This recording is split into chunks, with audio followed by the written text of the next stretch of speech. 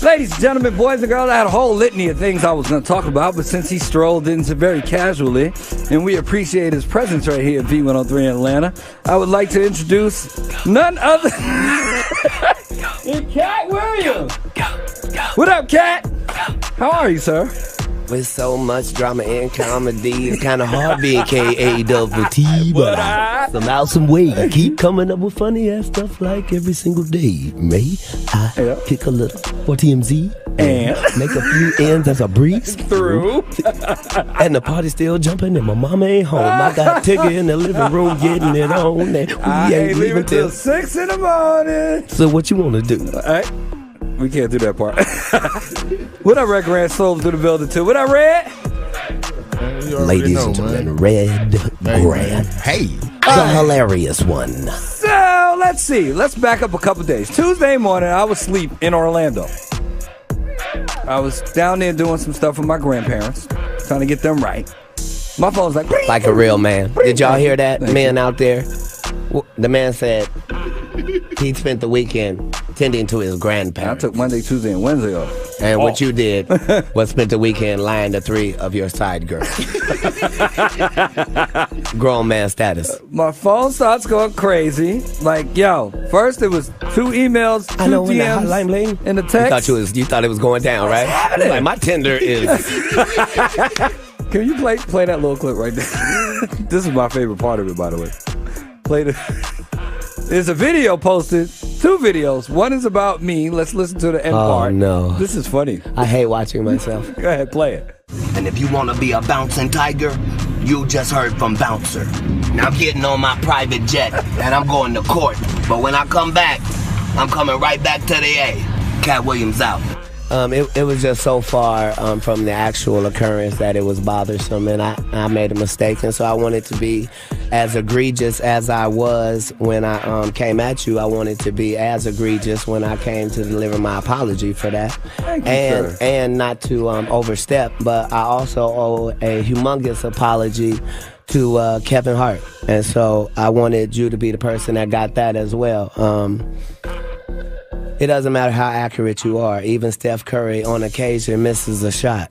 Mm-hmm. Now, he would be delusional if he acted like we didn't just see that he had an air ball, or we didn't just see that he, made a mistake, that he shot a brick. Right. He would be stupid if he went, no, that went in. No, Steph, it didn't go in. Yeah, all of them go in. No, Steph, all of them don't go in. Okay. So I should have, this is what happened. Atlanta means so much to me because of the years prior to Pimp Chronicles and the years after Pimp Chronicles, and how consistent Atlanta has been with their love for me, to the point that people often think I'm from Atlanta. Mm-hmm. So when I did the show at Phillips, I kind of lost myself, and I didn't do my stand-up performance. I actually did an hour of talking to Atlanta because I love Atlanta, and I made a lot of mistakes and said a lot of things that just be in Katt Williams' head, but I was not talking to the world. I was talking to the city of Atlanta. Got you. And I should have never mentioned Kevin Hart's name. That is the reigning king of comedy if you ask for popular consensus. So now the fact that he's a black man like me, and the fact that I attacked him with such vitriol at a time when our country is already divided in every way it could be divided, racially, politically, economically, socially, religiously. Like,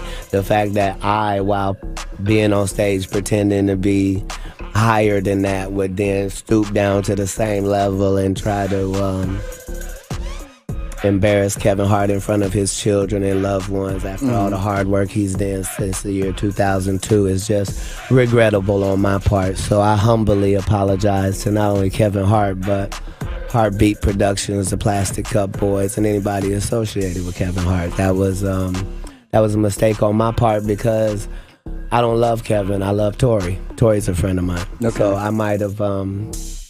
It doesn't matter. I don't need an excuse. I'm sorry for having mentioned Kevin's name at all. Having said that, I didn't make a total mistake. I meant to cut the snake, but I meant to cut the head of the snake. So my special will no longer be in Philly. It'll be in New York at the Barclays, where I cut off the head of Chris Rock. Step and Fetch It, Coon #1. Wait. My special will be called Smaller and Brighter. like bigger and blacker. And I'll deal with Chris Rock there in New What's York. the problem with Chris Rock now? I'll acknowledge that when I get to it. Okay. I've already made enough missteps, and I just got done doing back-to-back apologies for the first That time was in my life. amazing. So that's what it did to. So, okay, we got that. And on to the next, sir. I have never seen a comedian or seen somebody apologizing for what he did and said to that person in front of the person, and at the same time starting another argument, another batching with another person. Katt Williams is very, very interesting, man. He's one of the most interesting comedians I have ever watched or even seen. Oh my goodness, he just apologized to Kevin Hart and also apologized to the guy next to him. Why? And at the same time, he's batching on Chris Rock again at the same time. I'm like, what? And that batching on him, he will have to go and deal with him in New York, as I said. Like, what? Chris Rock is this comedian where people just say a lot of things about him and do a lot of stuff to him. And they say a lot of things to him and they do a lot of stuff to him. Like, you see what happened between Will Smith and him, and also Katt Williams too. Like, I don't know if it's the way he looks, and people feel like the way he looks, his stature and his structure, he might be weak. But no, strength of a person is not in the physical looks or physical aspect of the person. Right, the strength in the person lies beyond that, and it is usually secretive in such a way that you can't really tell somebody's strength. Like, for example, Samson. You couldn't tell Samson's strength.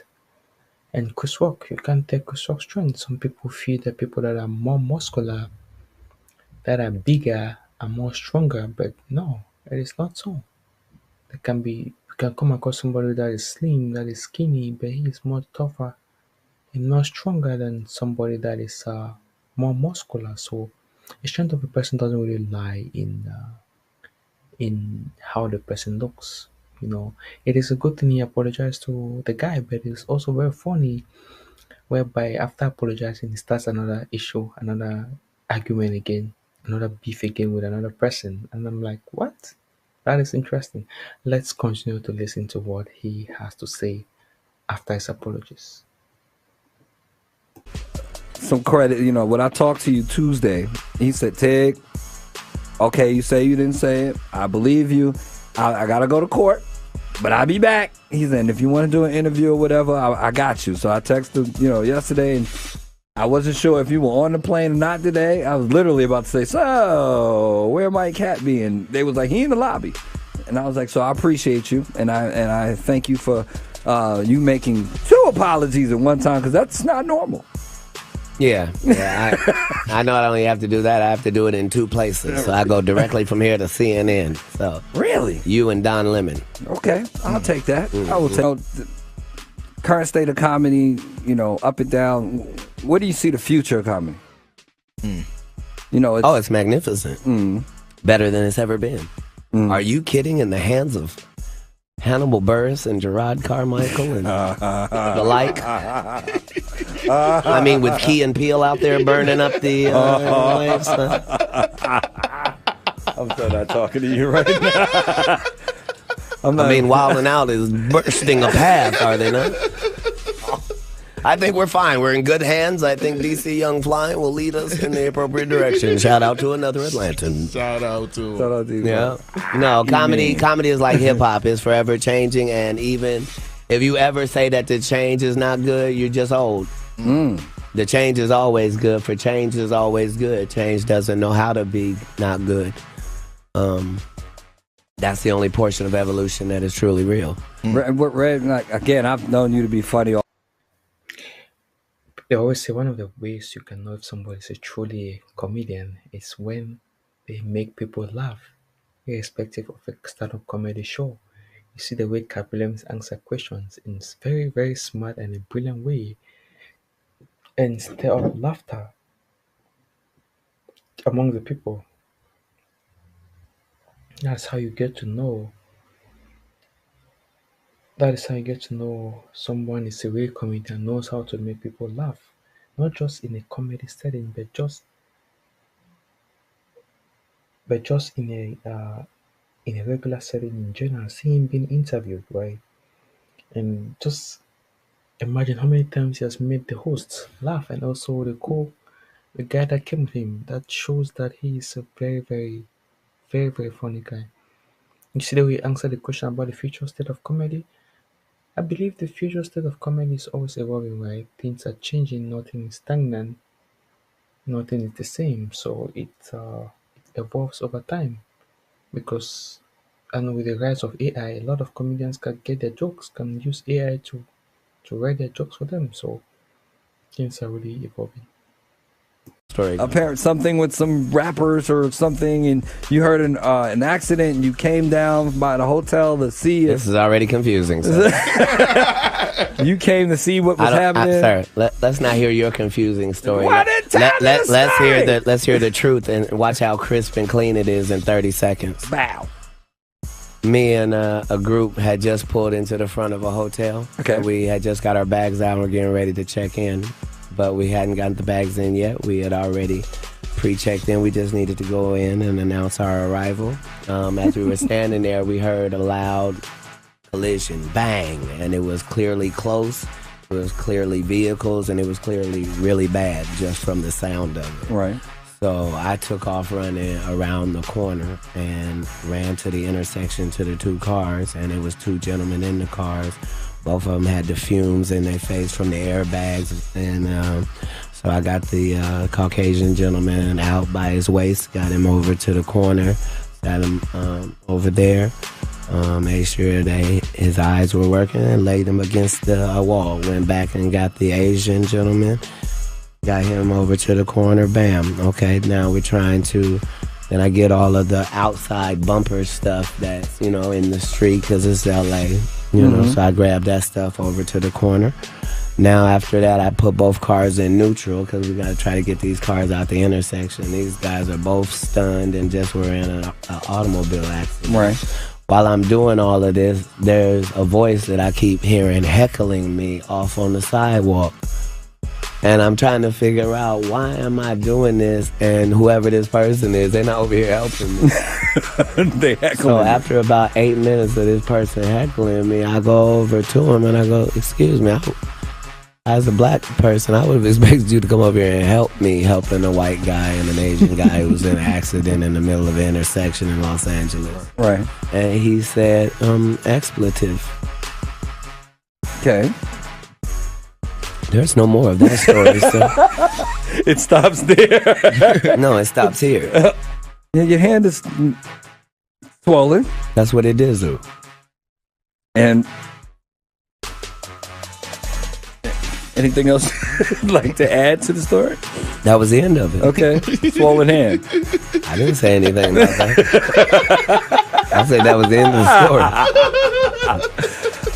OMG. Well, Now later, these turned out to be tough rappers who were calling the police and waiting for the 35 minutes for the police to arrive, and then pointing out all the girls in their entourage and identifying people, and then went to the police station and filed a report. But I'm sure Future doesn't condone free bands acting like that. Another Atlantan, yes? Boom, boom, boom! I've never seen somebody